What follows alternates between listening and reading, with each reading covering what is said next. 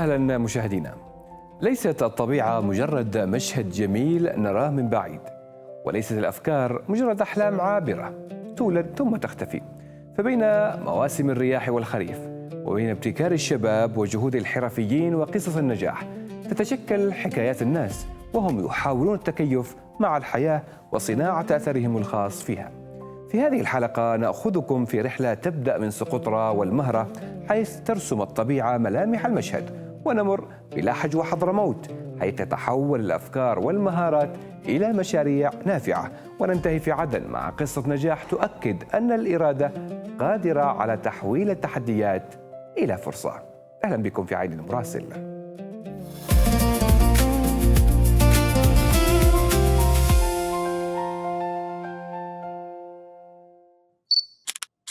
أهلا من جديد.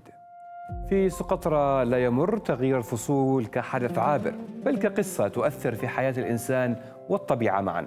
ومع حلول موسم الرياح الموسمية تدخل الجزيرة مرحلة استثنائية تتغير فيها ملامح البحر والبر والسماء، لتكشف جانبا آخر من خصوصية هذه الجزيرة الفريدة. دعونا نتابع.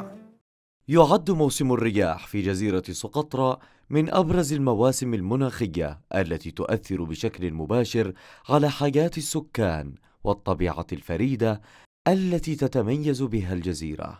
وترتبط هذه الظاهرة بالرياح الموسمية القادمة من المحيط الهندي، والتي تشكل جزءا من الدورة المناخية السنوية، وتترك آثارا واضحة على البيئة البحرية والبرية. ويبدأ موسم الرياح الأقوى عادة خلال الفترة الممتدة من شهر يونيو حتى سبتمبر، بينما تبلغ الرياح ذروة نشاطها خلال شهري يوليو وأغسطس، حيث تنشط الرياح الجنوبية الغربية بشكل كبير، وتصل سرعتها في بعض الفترات إلى ما يقارب 80 إلى 85 عقدة، ما يجعلها من أكثر الفترات المناخية تأثيرا على الجزيرة. وخلال هذا الموسم ترتفع سرعة الرياح وتزداد قوة الأمواج على امتداد السواحل، الأمر الذي يؤدي إلى اضطراب حركة الملاحة البحرية وتأثر القوارب الصغيرة، كما تتراجع بعض الأنشطة البحرية ويتوقف الصيد مؤقتا في عدد من المناطق حفاظا على السلامة. كذلك تقل حركة الرحلات البحرية خلال هذه الفترة، بينما تتأثر الرحلات الجوية بحسب الظروف الجوية وجدول التشغيل. طبعا بالنسبة للجانب السياحي هناك تأثيرات كبيرة، توقف الرحلات الجوية، توقف الرحلات البحرية، مما يزداد على أبناء سقطرى. طبعا السياحة في سقطرى تعتبر المورد الرئيسي لأبناء سقطرى. في خلال هذا الموسم هناك ضعف الدخل المواطن السقطري. ولا يقتصر تأثير الرياح الموسمية على حركة النقل فقط، بل يمتد ليشمل البيئة والزراعة، إذ تؤدي الحرارة المرتفعة والرياح العاتية إلى تراجع النشاط الزراعي مؤقتا، كما تتأثر بعض الأشجار والنباتات النادرة التي تشتهر بها سقطرى، وتتعرض بعض الأراضي الزراعية لضغوط بيئية نتيجة الجفاف وقوة الرياح المستمرة خلال الموسم. الغطاء النباتي طبعا هناك في تأثيرات غير عادية للرياح، هناك تقتلع الأشجار، تقتلع الأغصان، تعمل مشاكل بيئية، سواء حتى في تنقل المواطنين بين قرية وقرية. وهناك تأثيرات بالنسبة للجانب إن سقطرى كما تعلمون تعاني من جفاف شديد أكثر من 3 سنوات، فهناك تراجع في الغطاء النباتي، هناك تراجع في الثروة الحيوانية، مما يتطلب تدخل السلطات المحلية بإيجاد حياة كريمة لأبناء سقطرى. طبعا سقطرى تعتبر موقع تراث عالمي الكل ينظر لها، وأصبحت سقطرى اليوم ليس يمنية وإنما فيها شركاء دوليين، فيجب جميعا كأبناء سقطرى كمجمع محلي كسلطات كمنظمات مجتمع مدني أن نتحد من أجل صون وتنمية سقطرى. نتكلم عن الجانب النفايات. طبعا سقطرى غارقة بالنفايات، وخاصة في موسم الرياح تتجمع النفايات من كل حدب وصوب في اتجاه الساحل، مما يؤثر على البيئة البحرية، سواء في الجانب الشعب المرجانية، سواء في اختناق الأسماك. احنا في الهيئة العامة لحماية البيئة هناك خطة قادمة بعد موسم الرياح من أجل تصفية السواحل طولا وعرض، من أجل تخفيف العبء على البيئة البحرية، هناك حملات نظافة سنعملها مع السلطات المحلية ومع الجهات المعنية في سقطرى. إن شاء الله نتمنى من الجميع أن نكون متحدين من أجل صون وتنمية سقطرى. كما تتأثر المحميات الطبيعية البرية والبحرية بشكل ملحوظ خلال موسم الرياح نتيجة انجراف وتكدس النفايات القادمة عبر المدن والتيارات البحرية. وتعد المحميات البحرية من أكثر المناطق تعرضا للتأثيرات البيئية، إلى جانب المحميات الواقعة على الحدود الشمالية للجزيرة، ومنها منتزهات عرهر ودي حمري وروش ودي طوح، والتي تصنف ضمن أهم المناطق والمواقع الطبيعية والبحرية الرطبة في سقطرى، ما يبرز أهمية تكثيف جهود الحماية البيئية للحفاظ على هذا الإرث الطبيعي الفريد. الرياح الموسمية في جزيرة سقطرى هي تبدأ من منتصف شهر 4 هي أبريل، وهي تبدأ في أطراف الجزيرة اللي هي راس إرسل، وراس الثاني راس أصفر اللي هي مدينة قطينان، والجزر درسة وسمحة وعبد الكوري، وتأتي متأخرا إلى العاصمة حديبو اللي ينقطع الاصطياد خلال هذا الموسم. ينقطع الاصطياد وينقطع دخل الصياد طول هذه الفترة بسبب هذه الرياح العاتية، ومنهم من يغامروا وبالتالي يكونوا يضيعوا ويتوهوا من شدة الرياح. الناس تكافح وتحاول أنها تساعد. أيضا تأثيرات الرياح الشديدة على مزارع النخل، فهناك نخل كثير جدا تتساقط من شدة الرياح. نحن كهيئة العامة لحماية البيئة لدينا 4 محميات ريادية بحرية، ولكن تكرس شغلنا في محميتين اللي هي محمية تلوش ومحمية دي حمري. لدينا مواقع مراقبة الأسماك ومراقبة الشعاب المرجانية، يعني مراقبة الأسماك اللي لها علاقة بالشعاب المرجانية، وهذه الدراسات نعملها سنويا من أجل ملاحظة التغيرات اللي تحصل كل عام، سواء التغيرات اللي تحصل بواسطة التغيرات المناخية أو التغيرات اللي تحصل مباشر بواسطة الإنسان.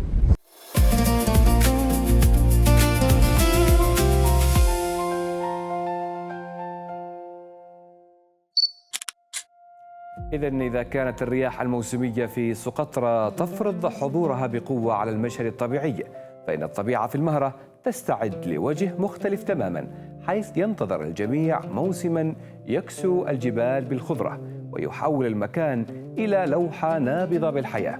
فقبل أسابيع قليلة من وصول الخريف تبدأ محمية حوف في الاستعداد لموعد ينتظر السكان والزوار في كل عام، موسم لا يجب المطر والخضرة فحسب، بل يعيد الحياة إلى الجبال والوديان، ويمنح المهرة واحدا من أجمل مشاهدها الطبيعية على الإطلاق. نتابعها. لم يتبقى سوى أسبوعين على موعد دخول موسم الخريف في محمية حوف بمحافظة مهرة، ذلك الموسم الاستثنائي الذي ينتظره سكان المحمية وأبناء المحافظة والزوار من مختلف مناطق الجنوب بفارغ الصبر، لما يحمله من أجواء طبيعية ساحرة تجعل من حوف وجهة مفضلة للاستجمام والتمتع بجمال الطبيعة الخلابة.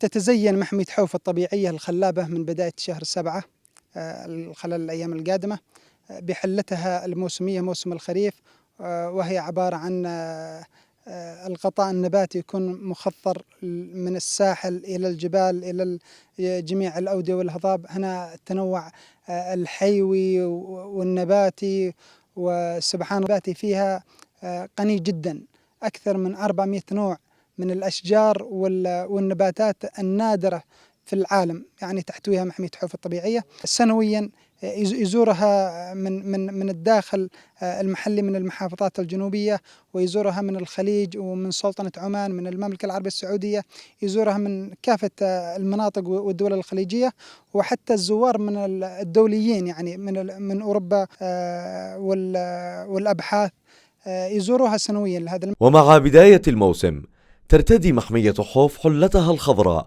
حيث تكتسي الجبال والهضاب بالأعشاب والنباتات الطبيعية، وتتساقط رذاذات المطر لتزيد المكان جمالا وبهاء، فيما تتعانق المرتفعات الخضراء مع زرقة البحر العربي في مشهد فريد يشكل لوحة طبيعية نادرة تستقطب الزوار والسياح من مختلف المحافظات ودول الخليج العربي. محمية حوف تعتبر من أهم المحميات الطبيعية في محافظة المهرة. تبدأ موسم خريف محمية حوف في 22/6 إلى 22/8، وخلال هذه الفترة تكون محمية حوف خضراء وتتوافد العديد من الزوار إلى محمية حوف. ويعد موسم الخريف في محمية حوف أحد أبرز المواسم السياحية والبيئية في محافظة المهرة، لما يتميز به من تنوع طبيعي ومناخي فريد يعكس أهمية المحمية كواحدة من أهم المحميات الطبيعية في الجزيرة العربية، ويؤكد مكانتها كوجهة سياحية تستحق الزيارة والاستكشاف عاما بعد عام.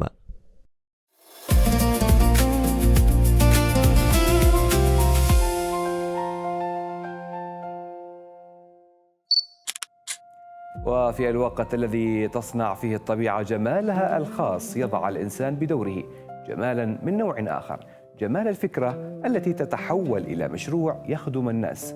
ومن خضرة حوف أو من خضرة حوف في المهرة ننتقل إلى لحج، حيث استطاع شاب أن يجعل التكنولوجيا جسرا بين المرضى والأطباء.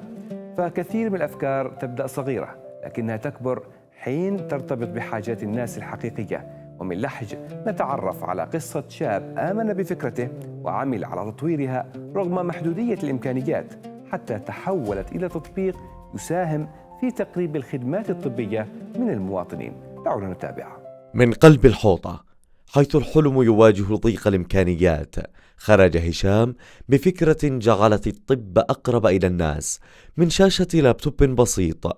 ظهرت قصة طبيبي، كنت مرة في أحد المستوصفات منتظر دوري، فأجت حرمة كبيرة يبان في ملامحها التعب وسفر الطريق الطويلة. فانصدمت أول ما وصلت إن المفروض إنها تكون حاجز مسبق عند الدكتور عشان تدخل.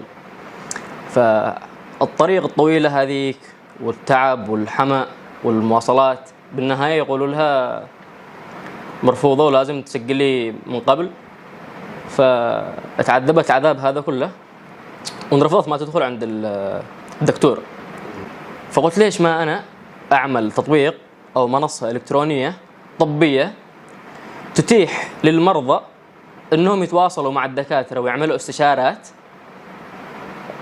فقط بجوالاتهم وهم جالسين في أماكنهم بدون ما يتحركوا، بدون ما يحتاجون أنهم يتكبدوا عناء السفر.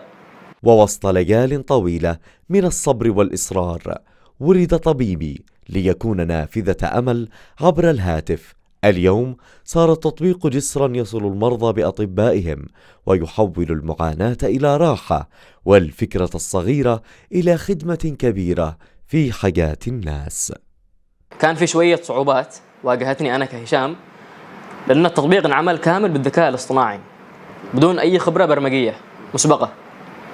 فكنت لما أواجه بعض المشاكل البرمجية كنت لازم أبحث عنها بالذكاء الاصطناعي، أخليه هو يتقلقل بالمشروع عشان يعرف المشكلة فين. لكن أنا كمبرمج إذا كنت مبرمج يعني كنت بروح للمشكلة بسرعة، لكن كذكاء اصطناعي أنا أتواصل معه فقط عشان يعمل لي المشروع. كان في شوية صعوبات. شرحت لهم الفكرة أنه ممكن يكون في دكتور بعيد منك آلاف الكيلومترات أو مئات الكيلومترات، أنت تحتاج أنك تعمل عنده استشارة وبعيد أنت مش قادر توصل له، أنت يعني تضرب مشوار أقل حاجة 18 ساعة 12 ساعة عشان توصل للدكتور، غير تكاليف السفر، غير تعب السفر، غير التكلفة اللي ممكن تقضيها وأنت هناك. ممكن تجي من مكان لمكان، أكيد أنت بتحجز فندق أو شيء تسكن فيه. ممكن تعمل هذا كله فقط وأنت مرتاح في بيتك، ممكن تعمل كل شيء وأنت فقط ماسك جوالك. تقريبا في شهر كان في حالات كبيرة، في دكاترة كثير مسجلين، في حالات كثير تستخدم التطبيق تقريبا أكثر من 30 حالة. الاستشارات تقريبا خلينا نقول مثلا 10 استشارات، لأن هذا مش منتشر. أيوة حاليا ناشئ في بدايته. أنا كأدمن تظهر عندي فقط عدد الاستشارات، اسم الحالة مع الدكتور. ما عندي أي صلاحية كأدمن أو كمدير للمشروع إني أطلع على الاستشارات من داخل، يعني إيش قال المريض مع الدكتور، عشان الخصوصية وما خصوصية إلى ذلك.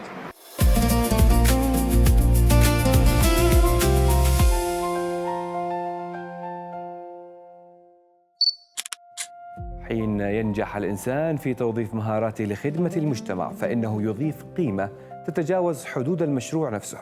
وابتكار شباب في لحج نصل إلى حضرموت، حيث تواصل الأيادي الحرفية تقديم حلول بسيطة لكنها ذات أثر كبير في حياة الناس. فليست كل الصناعات الكبرى بحاجة إلى مصانع ضخمة أو تقنيات معقدة، فبعضها يبدأ من ورشة متواضعة وفكرة مرتبطة بخدمة المجتمع. وفي حضرموت تحولت برادات المياه المتنقلة إلى نموذج يجمع بين الحرفة المحلية والعمل الخيري والاحتياج اليومي للناس. نتابع. وسط ورش صغيرة تنبض بالحركة والعمل، يواصل حرفيون بحضرموت صناعة برادات الماء المتنقلة التي باتت تلقى انتشارا واسعا داخل المحافظة وخارجها، نظرا لما تتميز به من جودة عالية ومتانة تدوم لسنوات طويلة. وتبدأ مراحل التصنيع بإعداد القوالب الخاصة وصب الإسمنت بعناية، قبل أن تشكل الهياكل الخارجية بطريقة هندسية تضمن تحمل الحرارة والأمطار والاستخدام المستمر، لتخرج في نهاية المطاف بشكل جمالي يزين الطرقات والأحياء العامة. البراد تكون أول حاجة من كتلة صبة يعني خرسانية، بعدين يتم يباسها برضه، بعدين يتم تبليطها بالكامل، وبرضه يتم يومين حول 3 أيام يتم يباسها وترش عليها بالماء. والشيء الثاني برضه يتم تلييسها، وبرضه يحتاج إلى يباس. بعدين على حسب الأشكال وعدة الأشكال تسوي الأشكال اللي يبغاها الزبون، يتم تصديرها لجميع المحافظات البرادات. بعدين على حسب الأشكال الزبون هو اللي يرغب الزبون اللي يبغاه الشكل. في أشكال عندك مثلا منارة المحضار، مثل الخلافة التراثية، عدة ألوان ويتم تزيينها بالبلاط. بعدين على حسب الزبون، يعني يختار مثلا الزبون يختار مثلا عمارة سكنية يختار اللون حسب البلاط. ويؤكد العاملون في هذه المهنة أن البرادات المصنوعة محلياً أثبتت كفاءتها مقارنة ببعض المنتجات المستوردة، كونها أكثر صلابة وقدرة على مقاومة التآكل والعوامل المناخية، إضافة إلى سهولة صيانتها وانخفاض تكلفتها.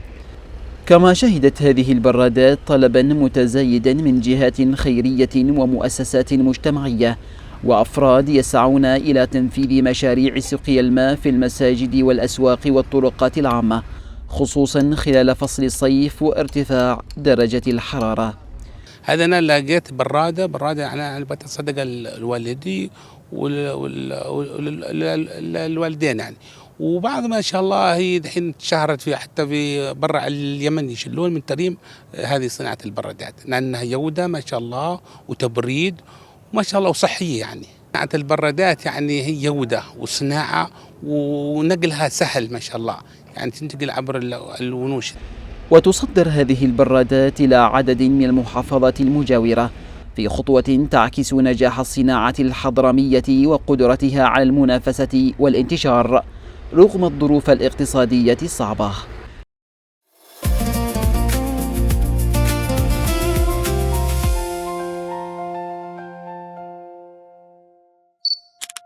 إذن ومن الحرف التي تخدم المجتمع إلى مشاريع تصنع فرصاً جديدة للحياة والعمل.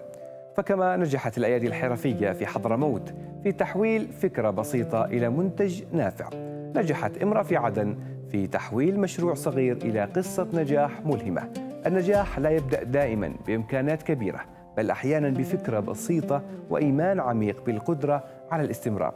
فقد اختارت مجموعة من النساء أن يواجهن التحديات الاقتصادية والاجتماعية بالعمل والإبداع ليصبح مشروع مستر بطاطا نموذجاً يعكس قوة الإرادة وروح المبادرة.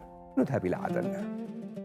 في قلب العاصمة عدن، حيث تتشابك تفاصيل الحياة اليومية مع تحديات اقتصادية واجتماعية جمة، تبرز قصص نجاح ملهمة تسطرها نساء رفضن الاستسلام للواقع وصنعن من وسط الركام فرصا للحياة والتميز. والله فتحنا المشروع كان قبل سنة و3 أشهر بالضبط. أول ما بدأنا استأجرنا المكان ووظفنا العمال وبدأنا نشتغل على الوجبة الجديدة هذه.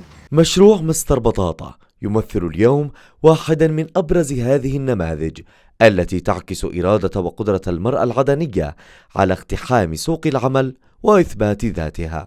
والله الفكرة أجت إنه يعني إني أجيب وجبة مش موجودة داخل عدن ولا هي منتشرة وأقدمها بطريقة حلوة وباكج جميل، والإضافات والأصناف اللي عليها تكون حاجة مميزة داخل عدن.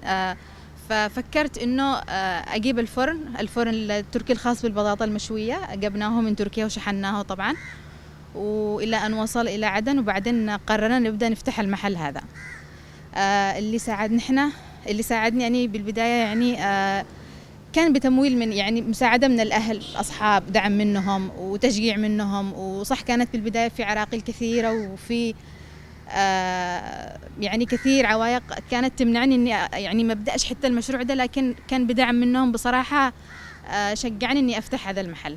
بدأ مشروع مستر بطاطا كفكرة طموحة تولدت من رحم الحاجة والبحث عن الاستقلالية المادية، ولم يكن الطريق مفروشا بالورود، بل واجه المشروع في بداياته نظرة مجتمعية قاصرة تجاه عمل المرأة في قطاع الوجبات السريعة والمشاريع الشارعية، بالإضافة إلى شحة الإمكانيات والتقلبات الاقتصادية المستمرة التي تشهدها البلاد. كان في البداية الصعوبة يعني اللي واجهت عائق كبير بالنسبة لي اللي هي الكهرباء. انقطاع الكهرباء بشكل كبير كانت عائق ولا زالت للآن، يعني نعاني في الموضوع ده.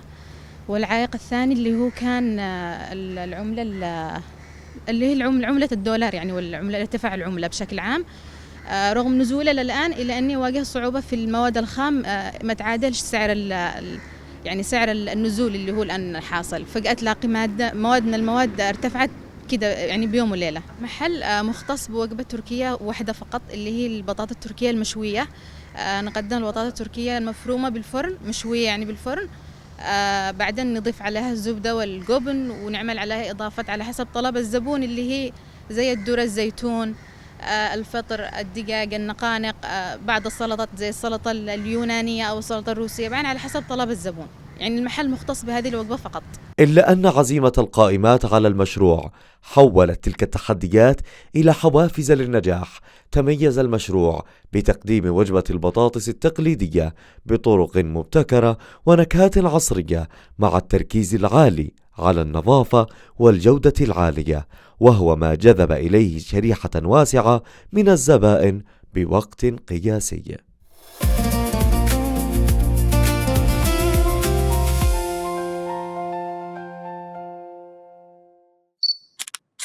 إذا مشاهدينا من سقطرى والمهرة، حيث ترسم الطبيعة فصولها المتجددة إلى لحج وحضرموت وعدن، حيث يصنع الإنسان فرصه بجهوده وإصراره. تتعدد الحكايات لكن الرسالة تبقى واحدة: الحياة تمضي دائما بين تحد وفرصة، وبين ظرف صعب وإرادة تبحث عن الحل. وهذه هي الحكايات التي نحرص في عين المراسل على نقلها لكم، لأنها الأقرب إلى نبض الناس والأصدق في التعبير عن واقعهم وأحلامهم. إلى اللقاء.